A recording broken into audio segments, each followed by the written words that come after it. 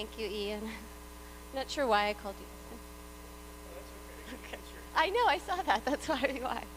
Um, so, if everyone can get settled in for our next speaker, Ian Caton of Wood Thrush Nursery. Ian has been the owner and operator of Wood Thrush Native Plant Nursery in Floyd, Virginia since March 2013. It used to be called Enchanter's Garden.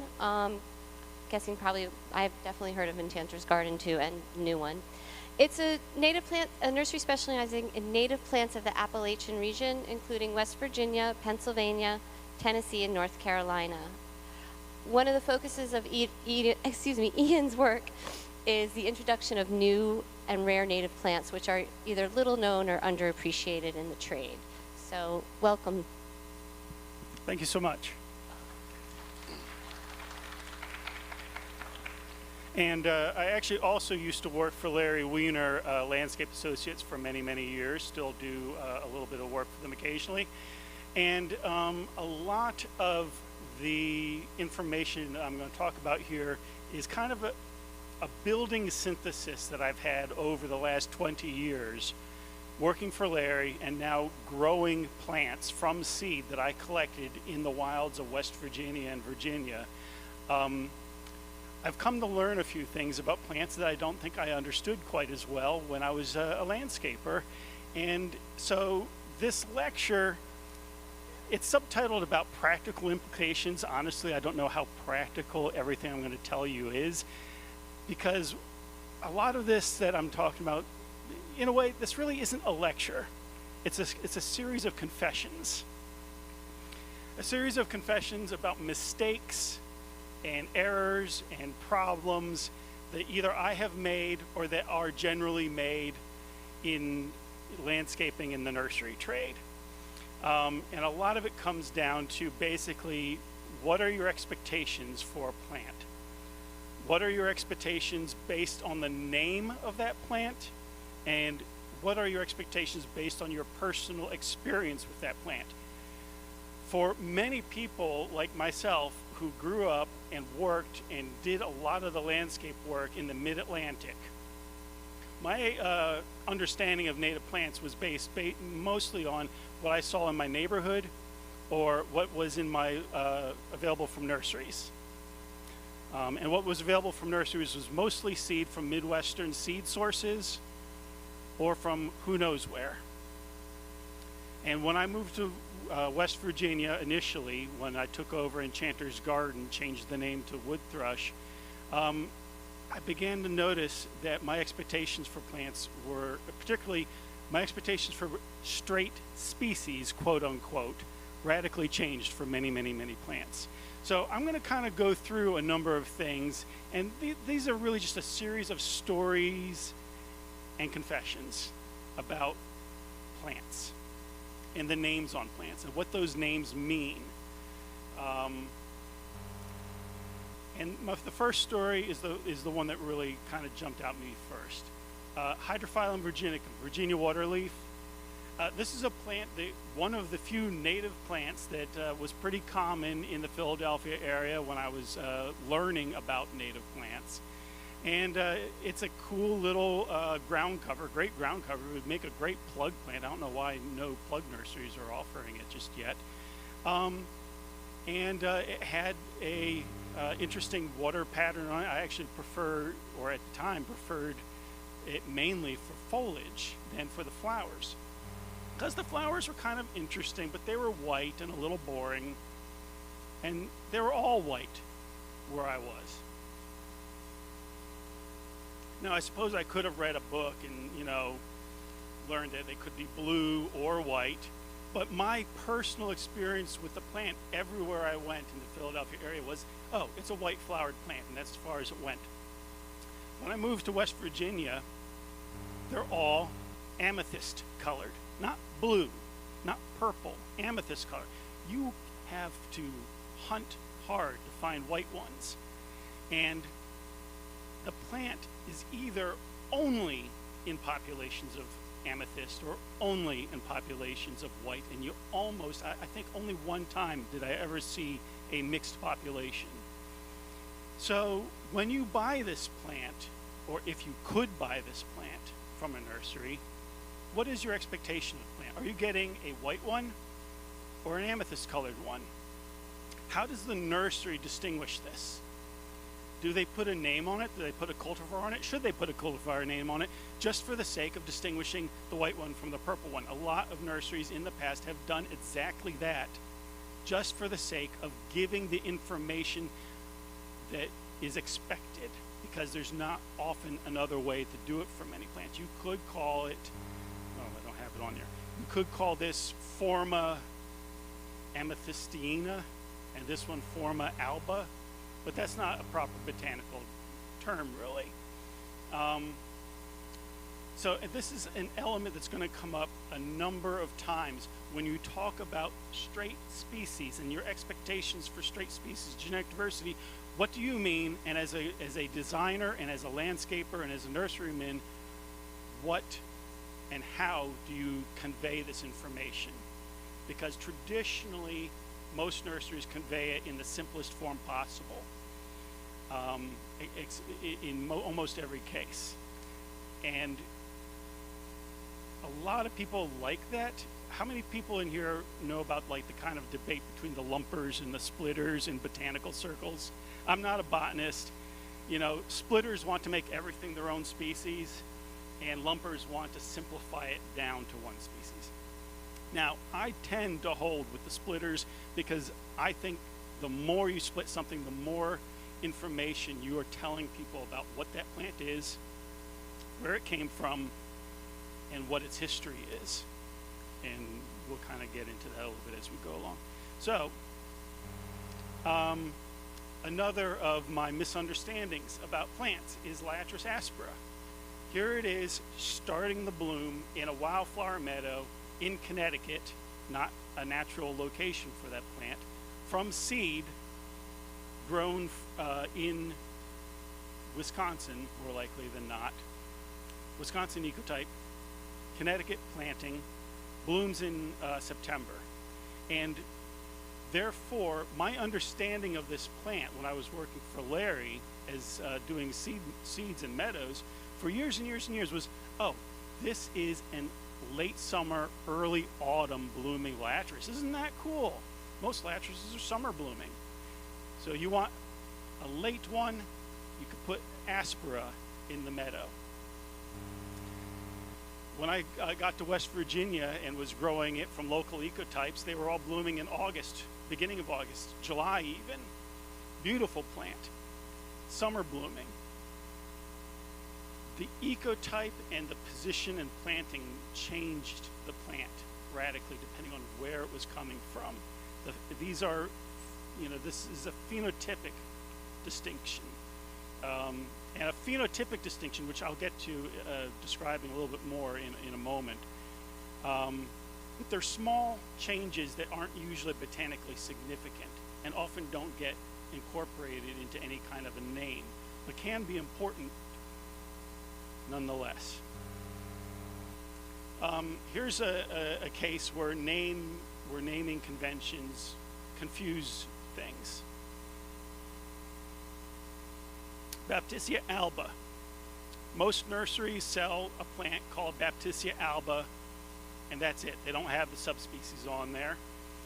And even if they did have the subspecies on there, that still doesn't necessarily tell you everything. So alba, subspecies alba, grows in the southeast. It's a pinelands plant. It grows in southern pine forests. Pine marl, usually, which is a strange mix of sand and shells.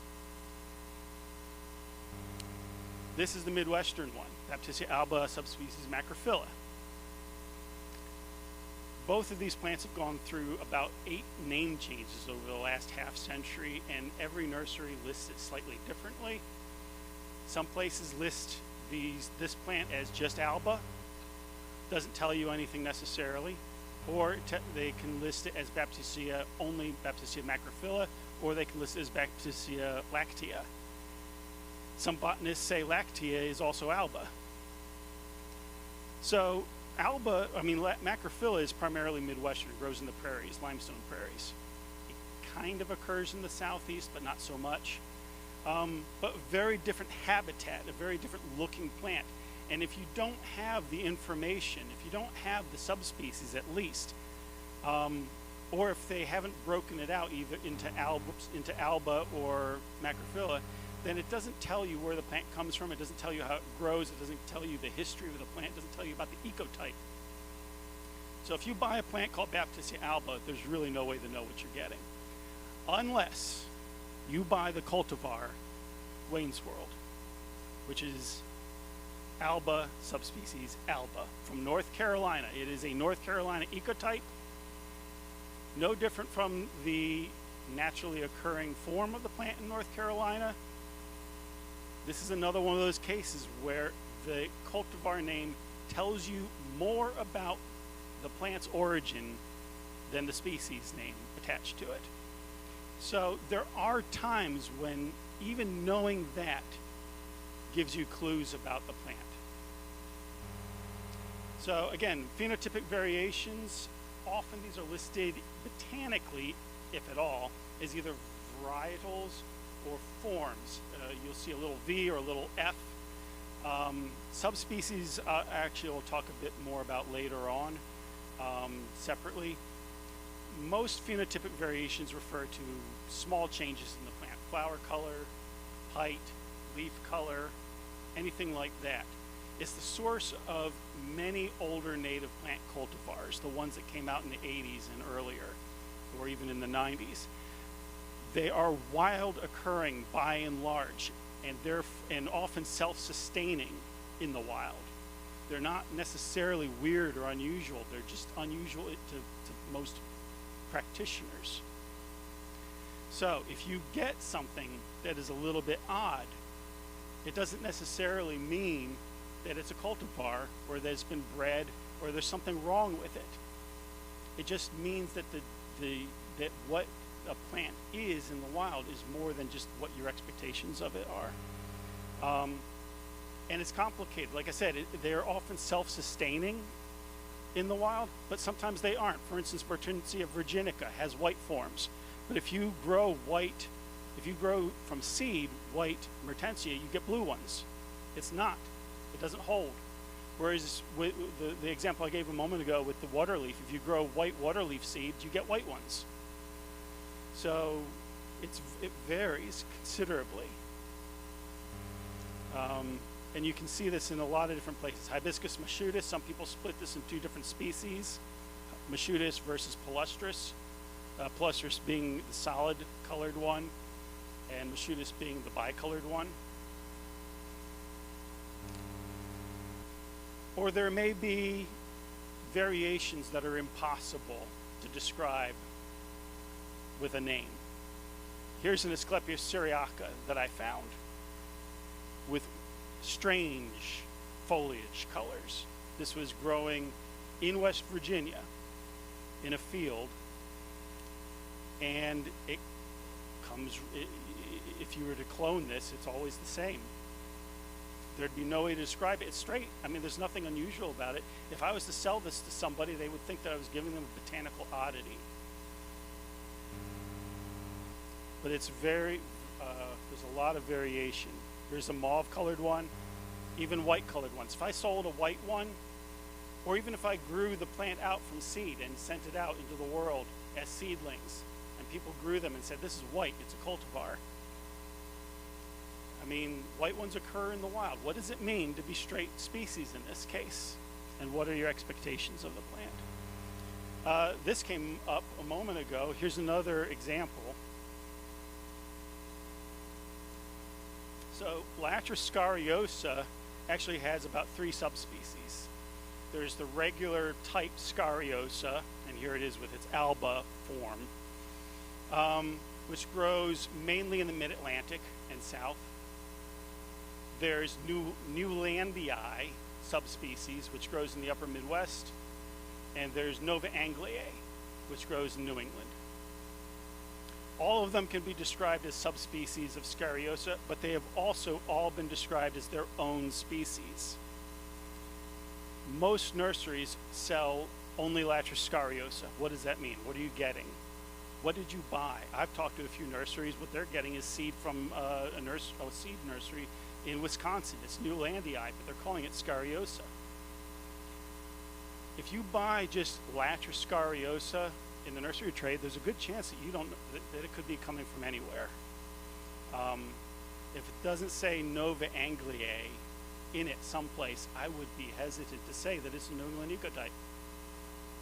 That is important information to have, and it's often not accounted for.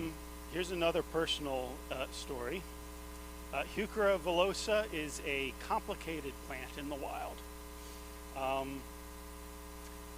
Most people's experience of Heuchera villosa is this plant. Is this basically just about the only form of Heuchera villosa you can buy in the nursery trade?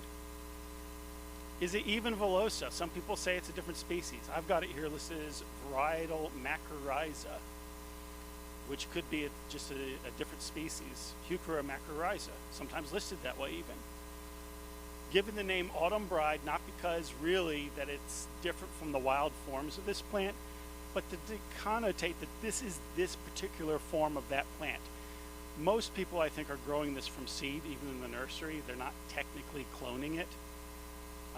I've grown it, it comes true from seed, but it is very different from the wild types. Here's Forma atropurpurea, which went in the nursery trade as Forma atropurpurea for a decade before it got the name bronze wave. Purple. Well, that's surely purple is like anathema to being native or natural or ecologically correct, because purple things are bad for bugs. They don't, bugs don't do as well with them. But when I moved to West Virginia, all of the Heuchera villosa straight species was purple. Every bit of it in West Virginia was purple. Couldn't find green ones anywhere. Purple is a naturally occurring form of the plant in large sections of the South. If I wanted a green one, I had to go to Virginia or North Carolina. I had someone, a landscaper in New England, I forget exactly where, who contracted me to grow, quote unquote, straight species Heuchera villosa. I said,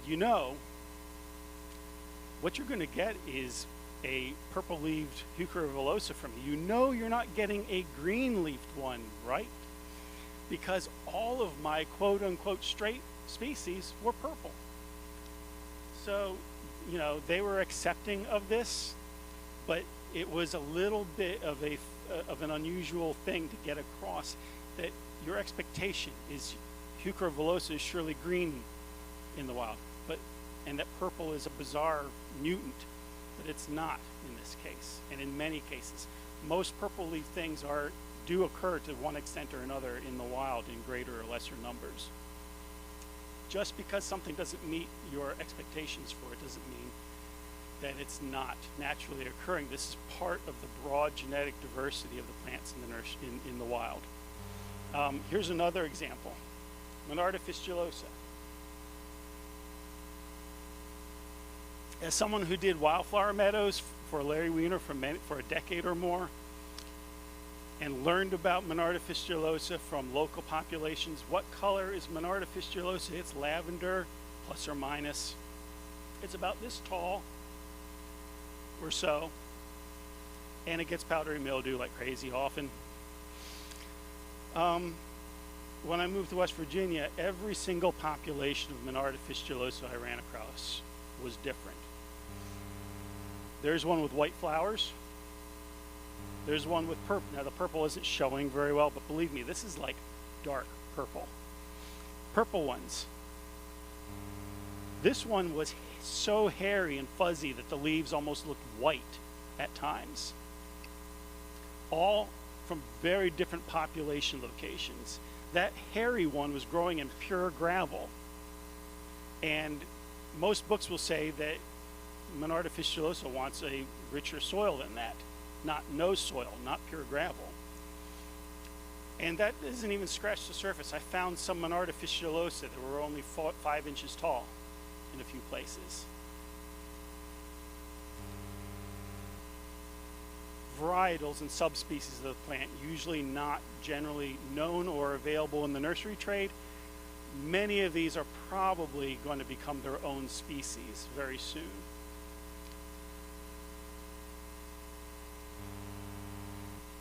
The Lysimachias, same deal. Atropurpurea in the nursery trade for many, many years. Wild form of it. Green one is much more common in the wild. That's not unusual there. Then they got a cultivar name. So it went from being a straight species with a purple leaf to being a cultivar, anathema. And this is my big confession, because I was involved with the introduction and confusion of names for this particular plant in the nursery trade for almost 15 years. It is my fault that nobody knew for many years what this plant should be called, and that the person who found it and introduced it struggled for a long time with nurseries to get naming rights on it, because a lot of nurseries depend often on naming rights for advertising for their nursery. This plant, Lysimachia lanceolata, that's how it was introduced in the nursery trade. Just Lysimachia lanceolata by Grow Wild natives out of Tennessee, where he found purple-leaved ones growing wild in his area. Not unusual. I just gave the whole heuchera story. This happens. As it entered into the native plant nursery trade as a straight species, if you were buying quote-unquote straight species Lysimachia lanceolata, you were getting purple-leafed ones. Now, I knew there were green ones out there too. When I was working for Larry Weiner, I started having to distinguish what I was asking for when I would send quotes out to nurseries.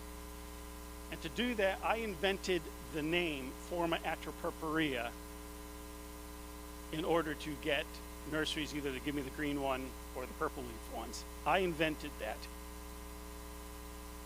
Oops.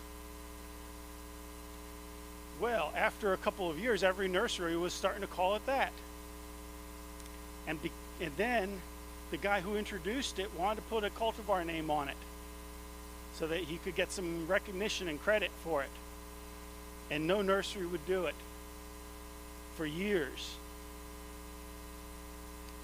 The name stuck, and oftentimes incorrect names or bad names get into the nursery trade. They are hard to change because they get accepted by people, and it just grows. This plant grew from being in one nursery to being in a dozen nurseries to being all over the place under an improper name because I called it that at Larry Weiner Landscape Design. I think after 10 years, he finally got his name put on it. It is now Burgundy Lace. No different from the original introduction. But he was able to get his name finally on there.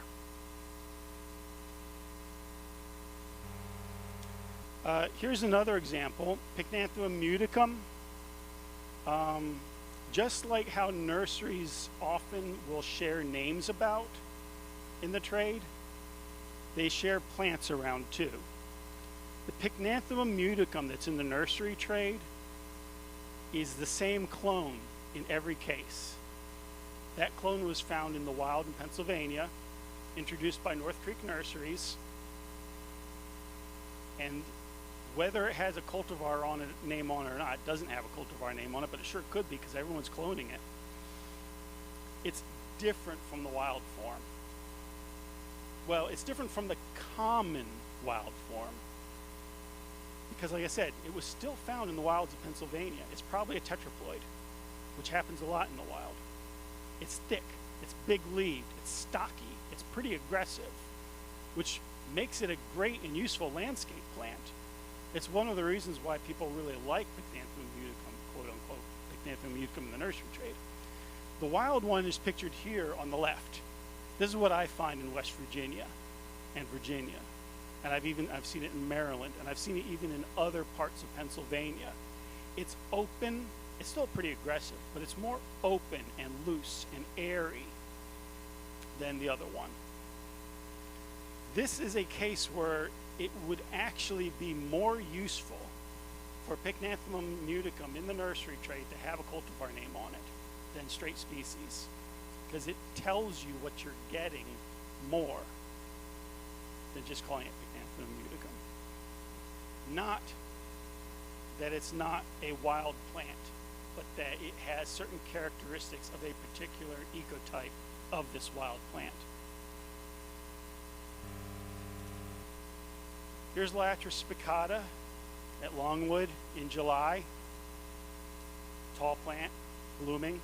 Here it is near me in Virginia at the top of a mountain in September, just starting to bloom. That's the top of a mountain. Now, I live at the bottom of the mountain. I collected seed of that plant, grew it out, it still blooms in September. Again, this is a trait of a straight species that is not, and it's also only about knee high too, by the way, but it's a trait of a straight species that is not shared by the typical form. If I sold this plant in my nursery, and I did for a while, as Latris spicata, people would say, what are you giving me? This is weird. It's a wild plant, it's Latris spicata. What can I say? Maybe I need to put a cultivar name on it. Sometimes, as a nurseryman, dealing in genetic diversity, my hand is forced. If I want to convey information about a plant that is not generally known or contained in the plant.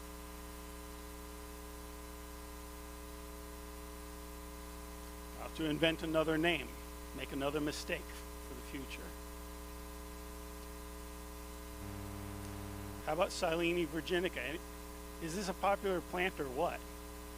Not a lot of red native plants in the eastern Florida. How many people use this plant? Or have used it, or have seen it? You see it blooming in March and April? How about May and June, still flowering? How about,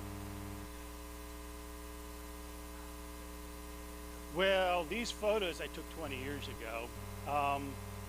I would say the phenotypes or the phenology of this plant have moved as well, but each of these has a distinct population that blooms at a distinct time of the year. Silene virginica, the March-April populations come out and they flower and they bloom in March and April. And if I collect seed from those and grow them, they consistently bloom March-April. Then they're done. This form that blooms in May, June is the more common one for me in my part of Virginia.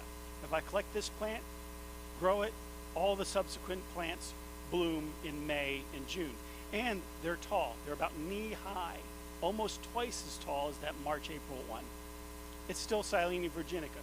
This is not a plant that has any subspecies attached to it, or at least none that I could find. Whoops. Silene virginica, June, July. This is the one that you'll see everywhere in North Carolina Smoky Mountains, blooming in the summertime. And another big difference with it is the depth of those petals. Look at the little cutout in the petals. They're deep. Now look at the other ones. They're practically non-existent. So this one has two different characteristics. One, again, it's about 2 feet tall. Two, it's got those deep petals. And three, it's summertime blooming. And if I collect that seed and grow it and bring it to Virginia, it still blooms in June, July. There is no way to distinguish this in my nursery. If I put them up for sale, I have to call them something. I have to call them a cultivar, I guess, or a seed strain of some sort. Latris microcephala, popular plant once upon a time. I don't think that it's terribly available in the nursery trade anymore because it's a little bit of a weak plant, kind of a weak grower, because a lot of them, the plant occurs again at like 6,000 to 8,000 feet elevation in the tops of the Smoky Mountains. Or does it? This is actually Piedmont, Alabama, where it also grows. I suspect this plant is probably better for the nursery trade than the one that's in the nursery trade because the ecology is different on the plant. the name does not capture the ecology of the plant. Sometimes it does. With, for example, another similar related plant, I don't have a picture of it, but called Latris helleri. That's a federally listed plant, Latris helleri. But I grow one called Latris turgida that grows in West Virginia that the botanists tell me is actually Latris helleri. Different habitat. It's growing in the ridge and valley. It's not growing on the tops of mountains like Latris helleri. And it's very common. Latris turgida traditionally has not been a federally listed plant. If I call it Latris helleri, I can't sell it. If I call it Latris turgida, I can. I call it Latris turgida. Aruncus dioicus, how many people have used this plant in their designs? How many have them kind of fizzle out sometimes? Yeah. I feel like at one time this is a plant that had a reputation for either working or not working. But an interesting thing about Aruncus dioicus, it grows on the west coast and the east coast. And it doesn't really grow in between. Wildly disjunct populations. It might be connected across Canada, I'm not sure. But there's a huge nursery industry in Oregon and Washington. And they send a lot of plants out east. And I would be willing to bet that a lot of Aruncus dioicus that's in the nursery trade is west coast, which might explain why it behaves differently sometimes than our east coast ones. This is not currently a variation that is captured in the naming conventions. And maybe it should be.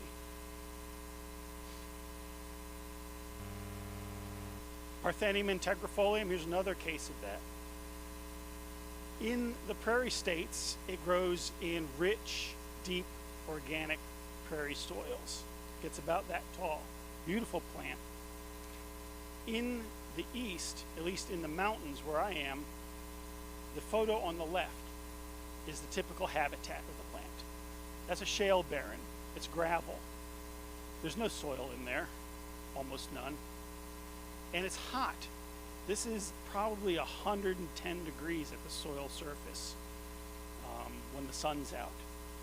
And there's nothing at all almost growing around it, amazingly enough. I can't help but figure that this seed or this genetic form is very, very, very different from the prairie one.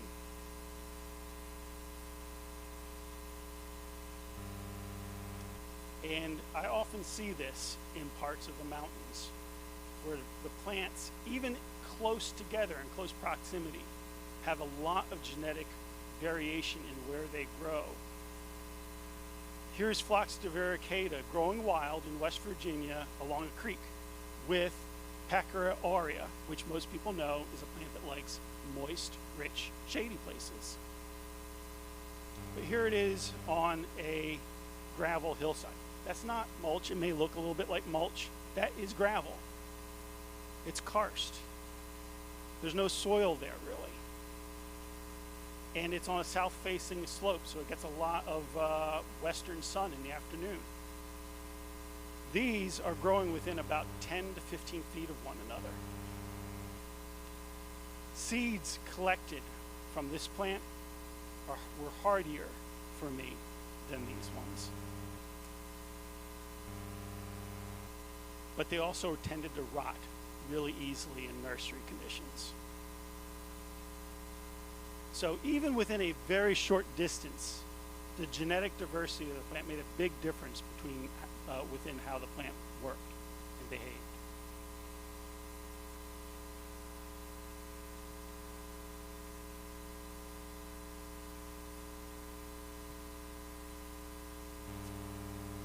Okay, Symphyotricum nova anglae, wild type. What does it look like? Shoulder-ish high? Blue? How about pink? Does the pink one got a cultivar name in the nursery trade? It does. I forget what it is. Hotchkiss pink? Almapotchki, that's right. But Almapotchki looks just like all the Nova anglaeae that grew in West Virginia where my old nursery was. Couldn't find blue ones. All of them were pink. Now, I did eventually bring blue ones into the nursery from Virginia, but from every one of those seed collections I made off the blue, I got about 30% of them pink. Now, didn't I say that Nova Anglia is supposed to be about this tall?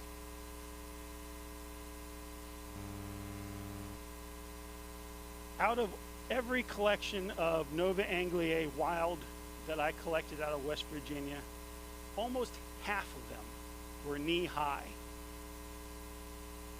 grown from seed from a shoulder-high plant. There seems to be natural dwarfing genes in the plant. This is the cultivar Purple Dome, which is a wild ecotype from Allentown, Pennsylvania, from off the side of the road, where there was a whole field full of it. Now, of course, now it is grown clonally, but its origin is wild. Nobody did anything weird to this plant. You could say this is a straight species ecotype from Pennsylvania and be accurate.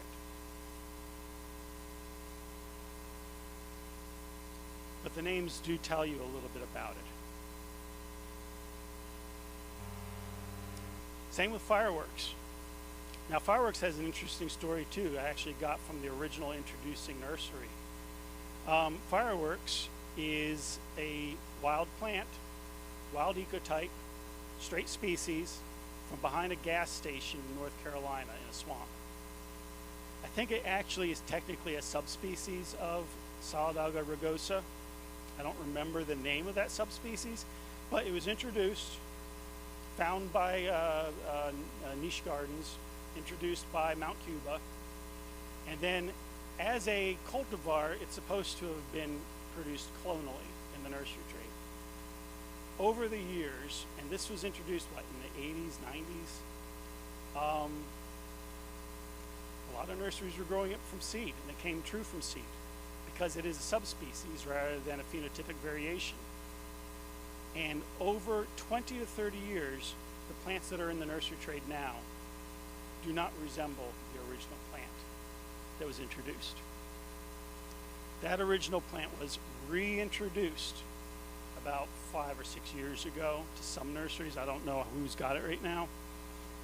But there's actually more genetic diversity in this cultivar in the nursery trade than in the original introduction. So another interesting story. Viola walteri, silver gem. Again, and I'm using a lot of these were introduced by Mount Cuba. They were actually really, once upon a time, and still are, really great at introducing wild type cultivars. You know, there are a lot of people who do breeding, and there's a lot of people who do these sort of phenotypic selections. And a lot of cultivars once upon a time were phenotypic selections rather than bred plants like the ones I've been talking about.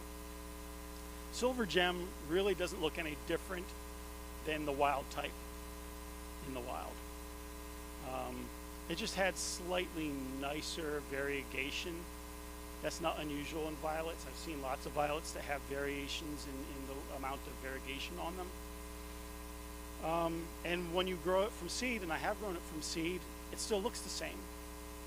It's a sustaining population of the plant. Silver gem was given the name because no one, I think, would have accepted this as a straight species, probably.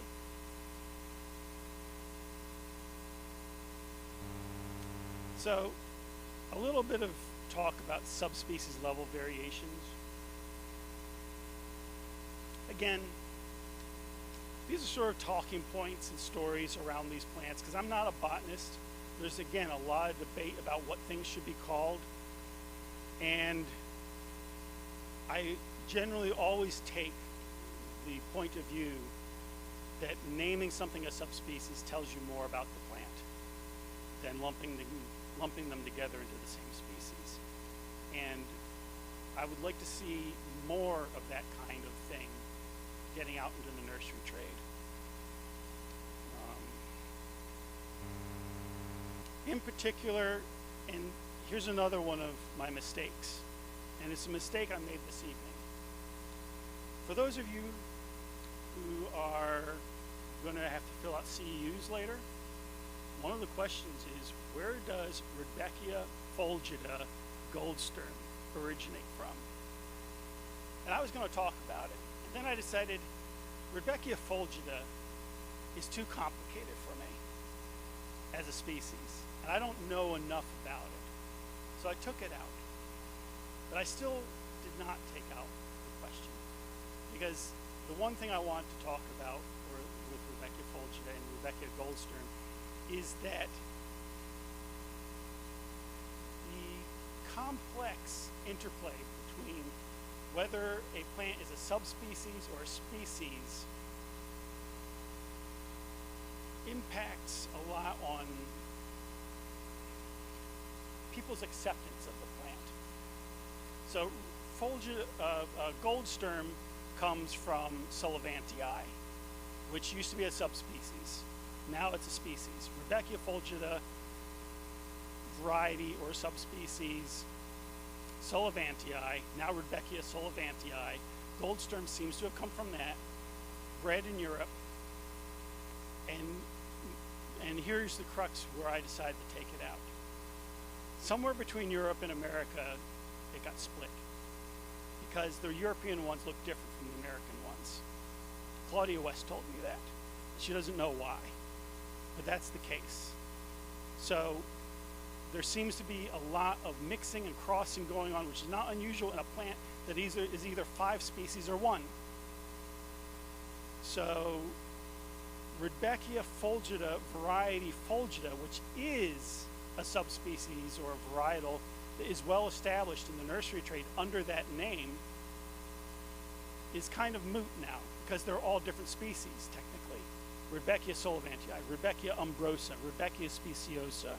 But nobody knows this, and it doesn't tell you as much about the origin of the plants as still continually use the old split name of variety fulgida or using the cultivar name goldsturm.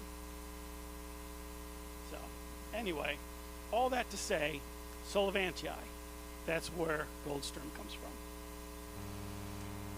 Lilies, Canada lilies. This grows in New England. How many have seen them around here? Connecticut, they're yellow, right? Kind of orangey yellow to very yellow, generally speaking. The further south you go, the redder they become. And in the south, they're all red. You don't find yellow ones at all. And generally in New England, you don't find red ones. Or if you do, could be somebody planted them. There is a split between the two populations that is sometimes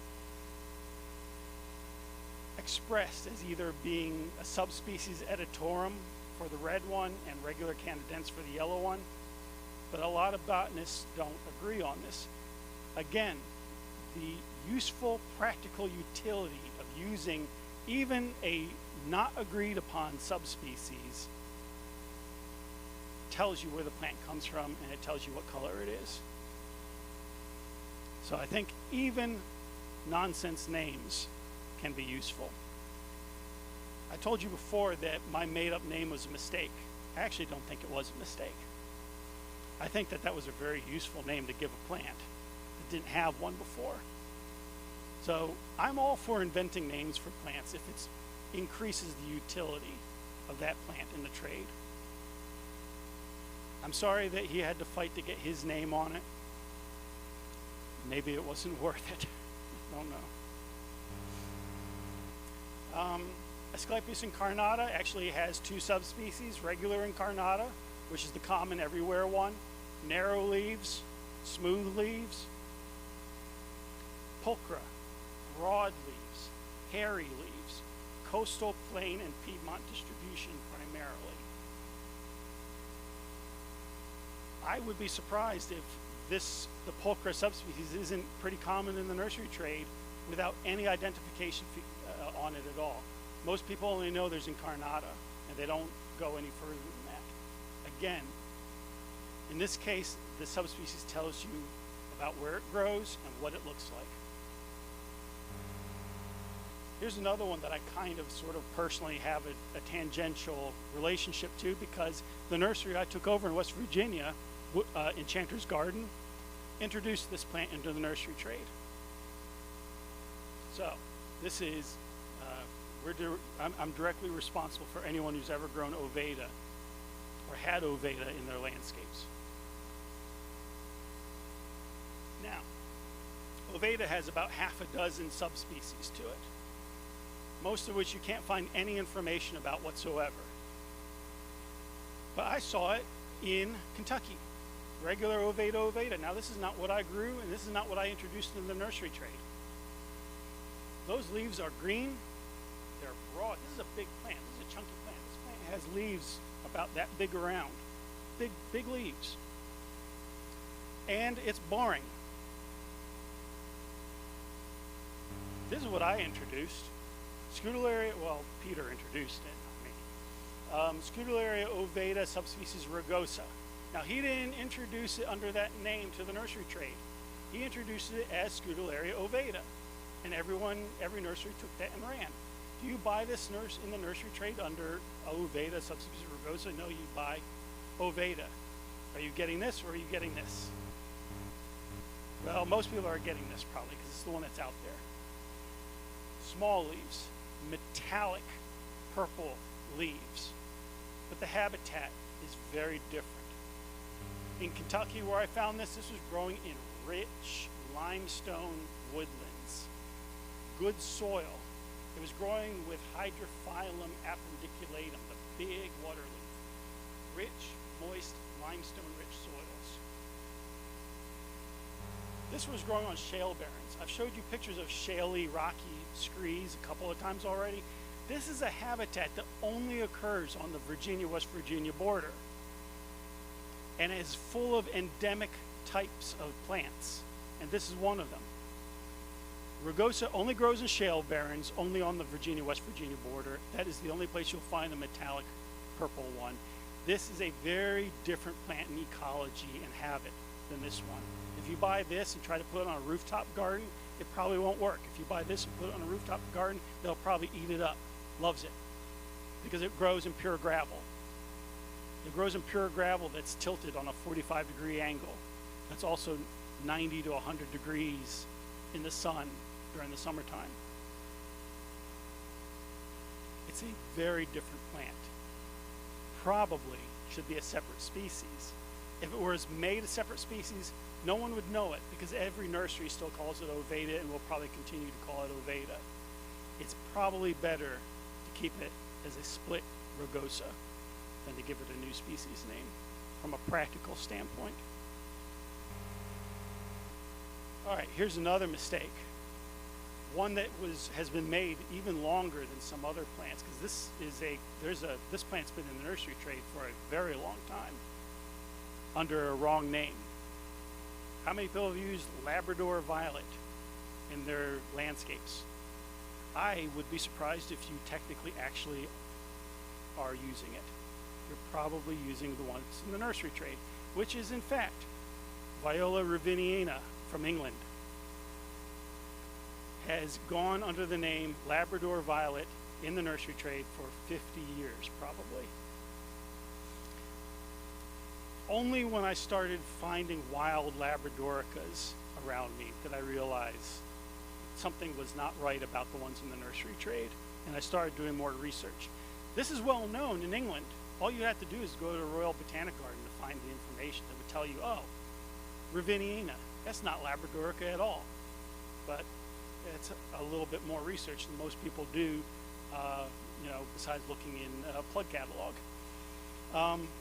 Labradorica, like a lot of these plants that have naming problems, exists on a spectrum of species, whether it's Advunica or Conspersa or Labradorica, or even Walteri that I showed you earlier is sometimes lumped in with Labradorica.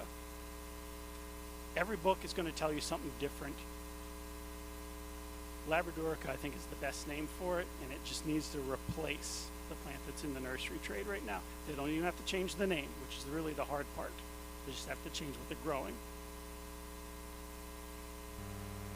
I mentioned this earlier.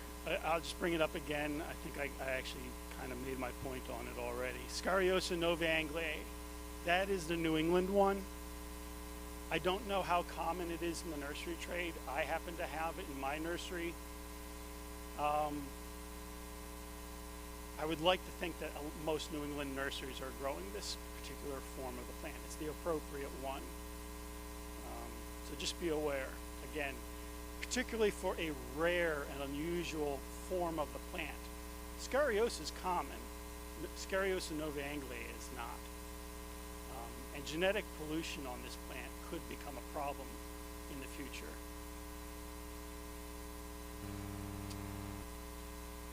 Graminifolia, split or not split. You will see this generally listed as Graminifolia, pilosa, or virgata, with virgata being more mountainous and pilosa being more coastal. Again, the split tells you where they came from. Virgata, mountains. Pilosa, coastal.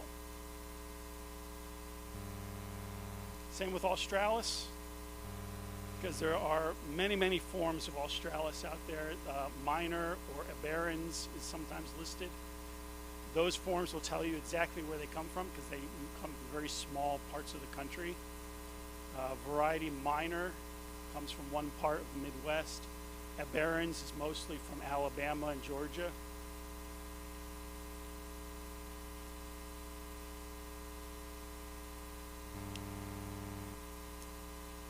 This is one that I haven't changed yet because the change just happened.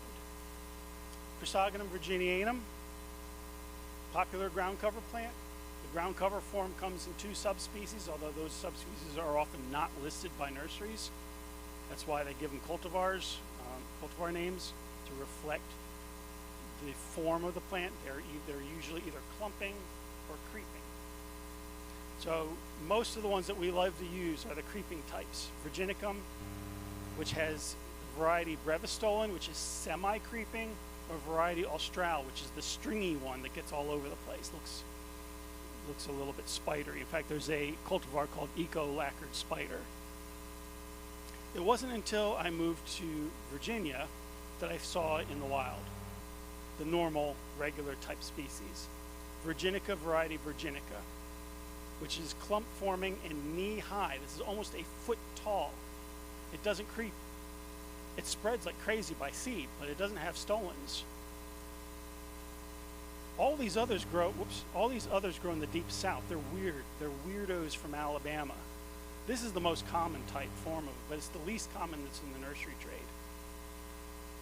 All of these are no longer varietals. They're no longer subspecies. They're all their own species. Chrysogonum virginicum, Chrysogonum austral, and Chrysogonum brevistolon became Chrysogonum repens. So look out for future confusion around the naming of this plant in the nursery trade. Allium, here is Cernuum allegheniensis and Oxyphila. Until very recently, all the same species. But all 3 of them growing in very different places. Cernuum, very common in many types of habitats. Allegheniensis, growing on mountaintops and limestone-rich outcrops. And Oxyphila, that's another one of those shale barren endemics, only growing on the West Virginia border, only growing in pure gravel.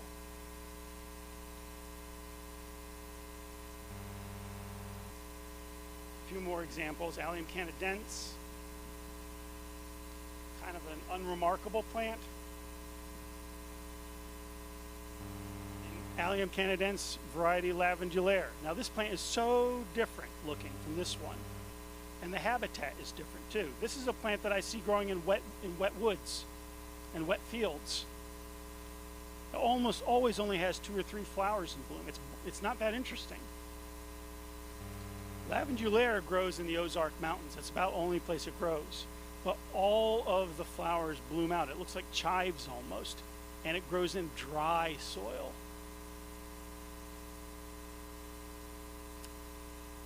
I can't hardly imagine this isn't actually a different plant. It's not canadense at all. It shouldn't be, I don't think. It probably should be renamed. Oh, here's another thing I wanted to bring up about these, actually. A lot of people say you don't know a plant until you've killed it 3 times. Well, I found out that you don't know a plant until you've grown it from seed 3 times. Botanical books will explain how to tell the difference between these 3 plants. What they won't tell you is that there are other things that are different about these plants besides the way they look and where they grow. I found out at one point that Allium oxyphila, the white one on the right, the endemic one, is double dormant seed. It takes 2 years to germinate. That's not like the other ones. The other 2 will germinate after 30 to 60 days of cold, moist stratification, just like any other perennial. But oxyphila takes 2 years. That's a botanical difference. That's important. That's kind of a big difference between these plants, in the way they grow. But it's not something you'll find in a botanical book. It's not a botanical characteristic. I have had that crop up a number of times, that sometimes these subspecies behave differently in how they grow and germinate than just what they look like physically. I could have told a story about the bee balms actually around that too, because I gave you 4 examples of Monarda fistulosa, and I said I found ones that were like 4 inches tall. Those 4-inch tall ones will not bloom the first year, even though they're fully mature. Whereas any other bee balm, if you can get it mature the first season, it'll bloom, even if it blooms late in the season. The other one won't bloom ever, so there's no chance of hybridization with wild fistulosa. Because there's another thing I didn't tell you about that 4-inch tall one. It blooms in the spring. It doesn't bloom at the same time as the others. It's separated both phenologically and reproductively.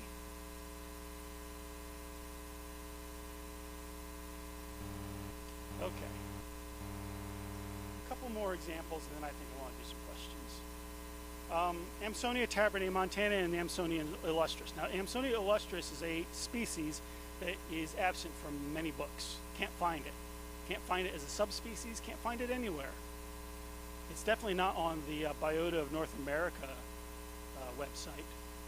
USDA, I think, used to list it, might still list it. It might be listed as a subspecies of Tabernae montana.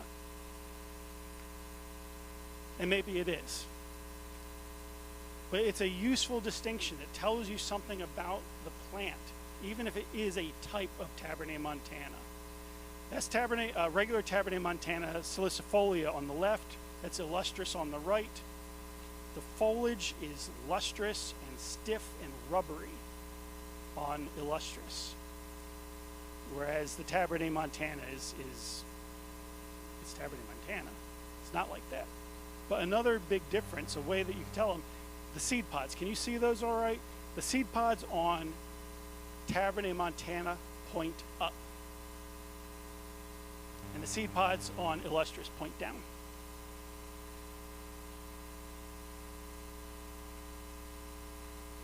I don't know what else to say about that. It's just kind of a weird, unusual thing, but it seems to be one of the main distinguishing features between the two.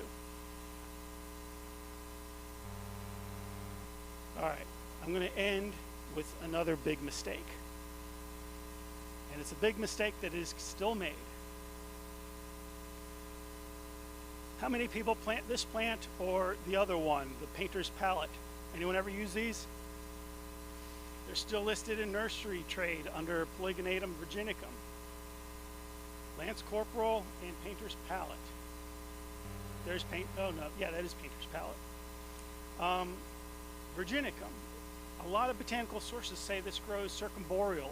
It grows in Europe, grows in North America, it grows in Japan, it grows in China.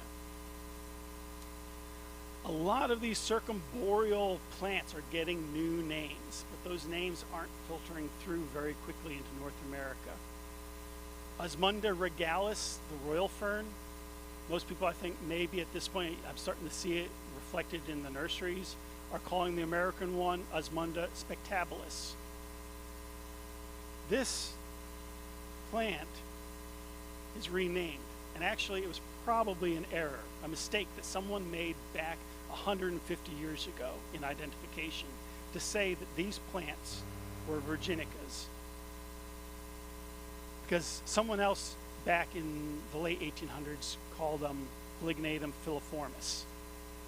Now, they got taken to England as virginica and introduced in the nursery trade under these two names.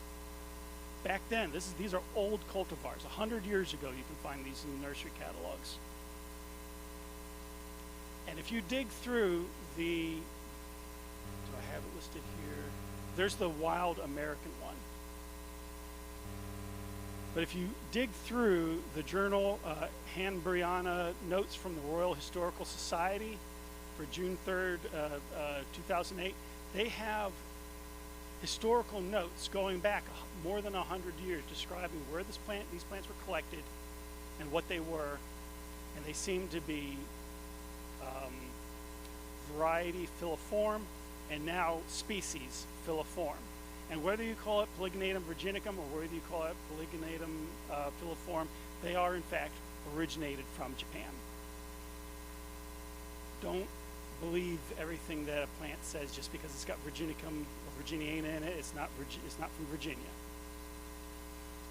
That's the exact journal where this information is. It's kind of interesting. It's this interesting puzzle of plant movement and breeding and naming and growing. Painter's palette, actually, again, like the Goldsturm, is different looking, apparently, in England than it is in North America. So, I think that's a practical application. Stop growing it. It's not native. Thank you.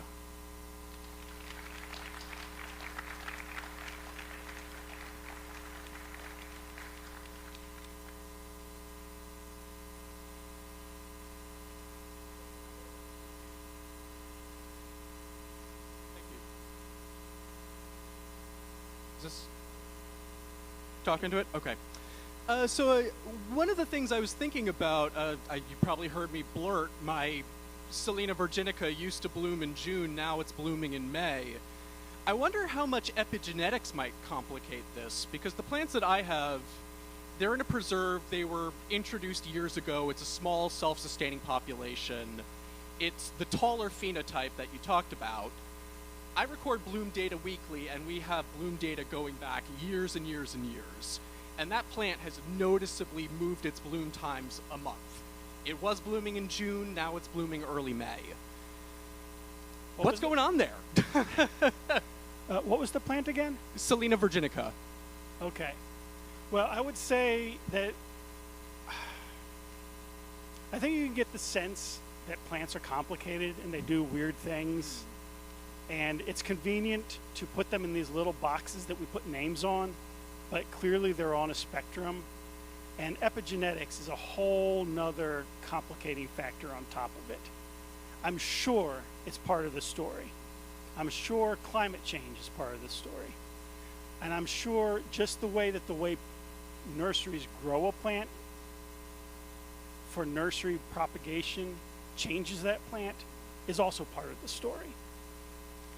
So the bottom line is, yeah, it probably is all of that. So you want to say epigenetics? Yeah, probably. You want to say climate change? Yeah, probably.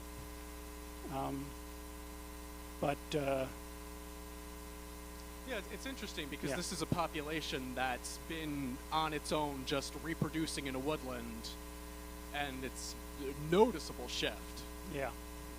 And you haven't introduced any other ones Nope, in? it's Yeah. been the same plants for years now. For a lot of those really early blooming ones in particular, I think the shifts become more noticeable as the weather warms. I have found, I always know about the summertime ones, the ones I see in the Smoky Mountains, because I go to the Cullowhee Native Plant Conference in July, and they're always in bloom when I go down there. This is the last week of July.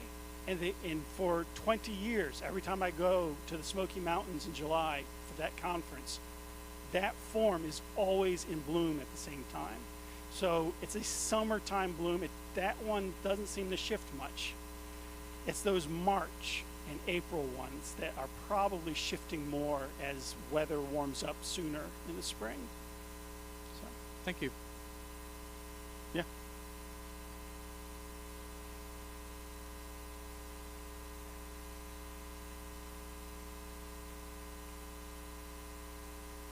The level of disturbance of my particular landscape environment, and then trying to figure out, bloom colors and times, and what are species I'm trying to attract and everything else, and then factor in the climate change and the weather patterns and all of that.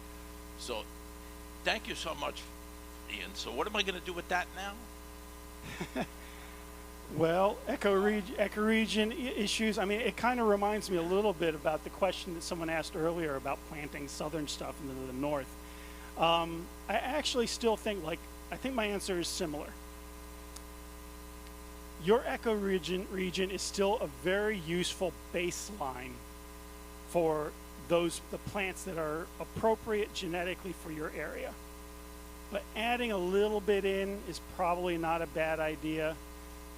But especially with trees that are so long-lived, I think it's a more important thing than with perennials that go through so many generation cycles that can change more flexibly and quickly. Another thing I want to point out is that, a lot of people were like, well, in 50 years we'll have the environment, the ecology of Alabama in Philadelphia. And I'm like, well, no, you're going to have a new ecology. It's not Philadelphia. It's not Alabama. It's something else. Because it's not just warming, it's drying. The ecology and the soils are different. It's more complicated than just saying zone 9 is going to creep up north. It's also about weather patterns. It's also about the existing soil and geology in that area. It's also about the history of the plants in that area. You're going to come up with novel systems, not, somehow palms are suddenly going to be growing in Philadelphia. I mean, not unless we plant them, but anyway. Well, yeah, the favorite expression of Larry Weiner, that it depends. I mean, yeah. I mean, it really does. I have two questions for you if I can get away with it. If not, I can save one for later. But so we're a couple people have brought up ecotype. So increasingly, I've seen some growers listing ecoregions on plant material that they provide, particularly growers like yourself that are sourcing material from natural populations and growing it from seed. So I wonder if you think that, obviously there's some complications that are outside of this, but I'm wondering if you think that listing ecoregions could help to resolve some of these issues or convey more information about these specific qualities of plants that come from different populations. It depends. So absolutely yes, if the person doing that can be trusted to do it properly. And I will give one example. Someone was listing Pennsylvania ecotype Agastocki funiculum. That's the Anise hyssop. Does not grow wild in Pennsylvania. Does not grow wild east of the Mississippi River. It comes from like the Dakotas. So how can you get Pennsylvania ecotype Agastocki funiculum in Pennsylvania? Well, it could be because a particular publication in Pennsylvania listed it as native erroneously, which they did, and that's what they used to say that it was native. And it could be that that plant isn't even Agastocki funiculum, it's Agastocki, I can't remember the Vietnamese species that looks exactly like Agastocki funiculum. That's established in Pennsylvania on the Ohio River.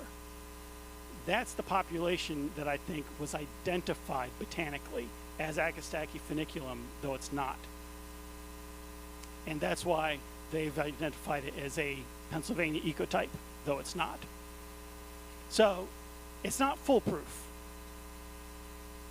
So I was thinking that one thing that's a little bit easier about possibly using ecotype or ecoregion is that you don't have to go through the botanical naming process, but that takes out the process Yeah. of checks and errors. Yeah, if you are for sure able to confirm that these people are pretty good and trustworthy, and you know that one, the example I gave is a pretty extreme example, but it's obviously easy to make more subtle and nuanced mistakes than that. For instance, like the Baptisia alba mistake, pretty easy one to make. But I think for most plants, yes, if you're getting plants that have ecoregion identification on it, it does solve a lot of the subspecies issues, because a lot of subspecies are very particular about where they're growing in the wild. So my second question for you is, you mentioned how many of these cultivars, particularly older cultivars in the trade, are come true from seed and are in some cases grown by seed, from seed in the industry. And as a plant buyer who's interested in creating genetically diverse plant populations, I'm always looking for that information to find out which cultivars are true from seed or potentially have been grown from seed. And I'm wondering if you can suggest any sources of information or how we can possibly get more of that information out aside from asking you and other people like you for it. It's hard, particularly for perennial plants. Now trees, it's not too bad because a lot of tree cultivars have been around for a long time, and you can find origin stories for almost every one of them in Mike Durr's book, because he introduced practically every one of them. When it comes to perennials, particularly older perennial cultivars, it's a little harder. Mount Cuba used to say or give a lot of information about where their cultivars came from. Now the new revamp of their website strips a lot of that information or all of that information off. I just happened to find out about it before it was gone. A little bit of hunting, a little bit of research online can turn up some, but a lot of them are hard to figure out to some extent because people don't want you to know where they came from. Sometimes it's like need to know information. You know, they don't want it to be known. You know, it's proprietary. But for a lot, and that goes more for the trademarked plants really than the older cultivars, because no one's really making royalties on those plants. But a lot of that information is hard to come up with now for perennials. The story about fireworks is pretty well known, I think, at this point. But for a lot of the others, it's a little bit harder. Yeah, for sure. For sure. I'm sorry, I don't have any specific websites I can direct you to. You could try Mount Cuba. Maybe they put some of that information back up. Or you can talk to them. They'd probably be happy to tell you about their plants. One more question? Sorry. So it seems that there's like a disconnect, as you pointed out, between what nursery people grow and what they call the plants and what they really are. And wondered if you had any suggestions of how to bridge that sort of knowledge gap.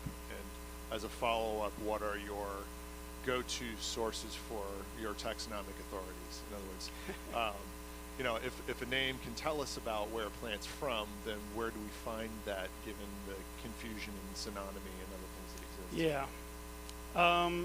A lot of it, I mean, it's all over the place. So where to get this information? A lot of it is not included in most botanical treatises. Most of them are only interested in getting down to species level. Some will talk a little bit about subspecies, particularly older books. And I have the Flora of Virginia, which is new, the Flora of Pennsylvania, which is middle old, and then I've got like some books from 1950 and even 1900. And you can kind of glean a lot of information out of there because people complain about name changes now. In 1900, there was like a huge name change craze. It was, you know, get people's names on it. There were botanists all over the place, and they were putting names on things, and they weren't really talking to one another, so they got published in various journals and different books. And you can find a lot of information just because people are describing these plants because they want them to be a separate species. They want the species name, you know, for themselves. Now, a lot of those plants that are described in those old books don't exist anymore. They got subsumed into other plants where they became a subspecies of that plant, but that information is there sometimes. So I got a lot of information from variety of old and new floras. Some information is available online. You can find some journal information about it. The USDA site used to be pretty good about that. I don't know if they stripped a lot of the subspecies information out of their sites. There was some mention but also personal experience counts for a lot too. An awful lot of the things I talked about are things that aren't captured by names or subspecies. Be nice if they were. It's just hard to figure out how to do it. And my solution was to invent names for them. That's not 100% kosher, but in the absence of any other naming convention, that's what I did. An earlier lecture mentioned about Growlow sumac. Now, I grew up in Philadelphia. I actually was an intern at the Bowman's Hill Wildflower Preserve, where they had some wild Rus aromatica. It was like 8 feet tall. And I thought, well, that's a straight species. And then I moved to West Virginia, and all the Rus aromatica was knee-high or lower. Looked more like Growlow everywhere. You couldn't tell the difference between Growlow and the wild sumacs in West Virginia. They're just different. There's no subspecies information about those two. If you go to USDA site, which I did, they will name subspecies for it. They don't describe them very well.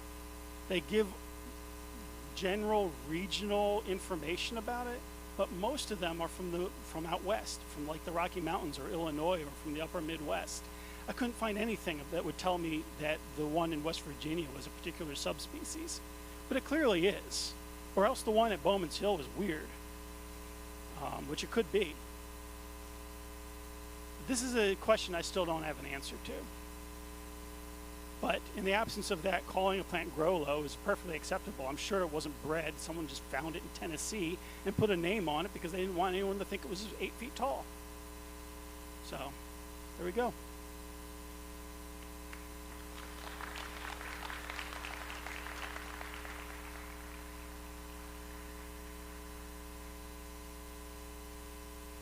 I think that's just fascinating.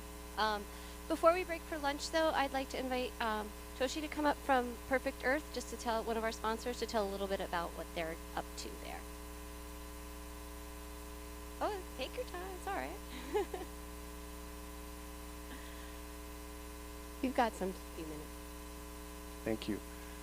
This is self-explanatory. There's a green arrow. Thanks, everybody, for coming to this amazing conference. Thank you to ELA for setting it up. My name is Toshi. I'm the director of Perfect Earth Project. This is an organization that was founded about 10 years ago by the landscape designer Edwina von Gaal with the intent to improve land care practices to benefit human health and biodiversity. Our mission is to educate, engage, and inspire individuals, land care professionals, and decision makers to adopt the toxic-free, nature-based and climate-responsible landscaping practices necessary for a healthier, more sustainable, and more beautiful environment for all. And we do that with a core set of practices.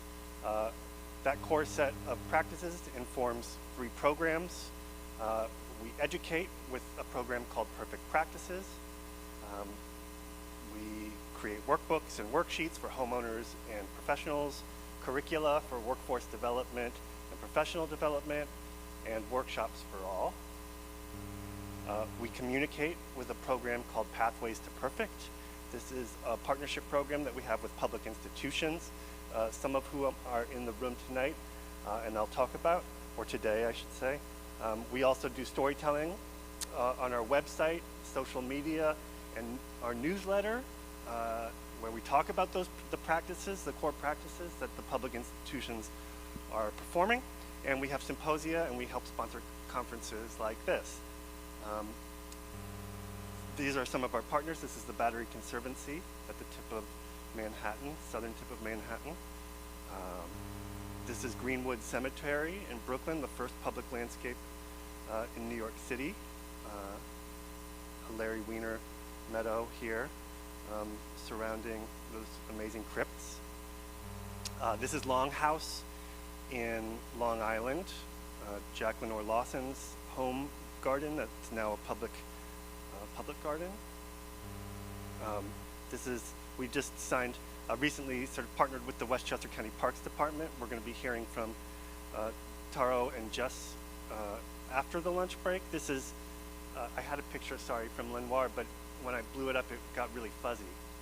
So this is Hilltop Hanover Farms, where they're participating in the local Eco 59 seed network, but also in the Northeast Native Seed Network that ELA is shepherding at the moment with Native Plant Trust. This is Weathersfield Estate and Garden, where I was the Director of Horticulture until I joined Perfect Earth a little bit more than a year ago. And so those are our partners. And then the last thing we do is facilitate with a program that we call Living Lands. This is our newest program. And we're doing basically private landowner consultation services for homeowners, HOAs, and corporate campuses. Weathersfield, I see Elena now. Elena's the head horticulturist there now, so at Weathersfield. Anyway, so private landowner consultation. We create land management plans for these private lands, and we do staff training for staff at those private lands. So those are the three programs. We educate, communicate, and facilitate those core practices, and try to encourage folks to take them up.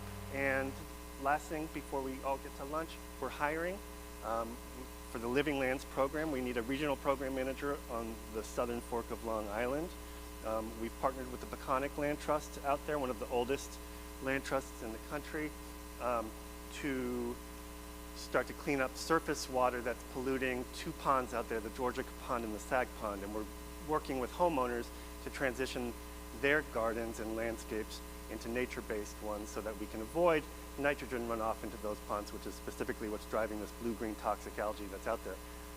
But you know, we're taking that sort of as a wedge to try to open up a bigger conversation about land care practices in general. So we're hiring. If anyone's interested, I'm just going to put this up here, but you can also talk to Whitney if you're interested at the table that we have set back there. Whitney is our Director of Operations, who's waving near the camera over there. The person that we're looking for is going to need to provide technical assistance to homeowners and other folks, create training programs for landscapers to transition to nature-based practices, help landscapers transform their business models, support them with talking points and homeowner education toolkits to convert their clients, and collaborate with our partners and educational institutions to develop workforce development programs so that we can create this industry that ELA is helping to support and that we're all a part of. So that's it for me. I'm hungry. I know you all are hungry. If you're interested, you can use this QR code here to sign up for our newsletter, but you can also, we have a bunch of stuff at the table back there, which we're happy to share with you and talk to you more about. So thanks so much. And I'm looking forward to Taro and Jess's presentation after lunch to hear about the work that they're doing.